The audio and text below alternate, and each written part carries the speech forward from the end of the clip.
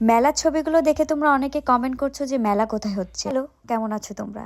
আজকে চলে গিয়েছিলাম মেলাতে। প্রায় 2-3 বছর পরে আমি আবার মেলায় গেলাম। মেলা কিন্তু অলরেডি শুরু হয়ে গিয়েছে 26 তারিখ থেকে।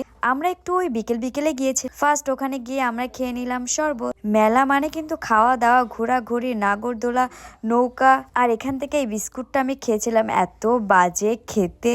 তোমরা হয়তো অনেকেই ট্রাই করবে, আমি আগে থেকেই বলে দিলাম। বাট ফার্স্ট টাইম হিসেবে তোমরা সবাই ট্রাই করতে পারো আমার মতো। দেন তারপরে আমি মেলাটা ঘুরে ঘুরে দেখছিলাম। মেলায় আসলে এই চানাচুর মাখাটা আমাকে খেতেই হবে।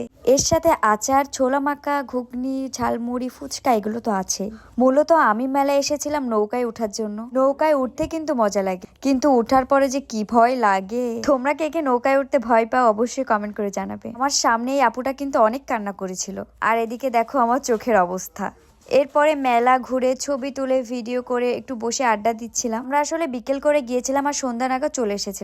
একটু রাত হলে কিন্তু এখানে অনেক সুন্দর সুন্দর গান, সাংস্কৃতিক অনুষ্ঠান, নাচ অনেক কিছুই হয়। মেলার লোকেশনটা কিন্তু দৌলতপুর সবুজ সংঘ মাঠে। এপ্রিলের 5-6 তারিখ পর্যন্ত মেলা চলবে, তোমরা সবাই চলে এসো।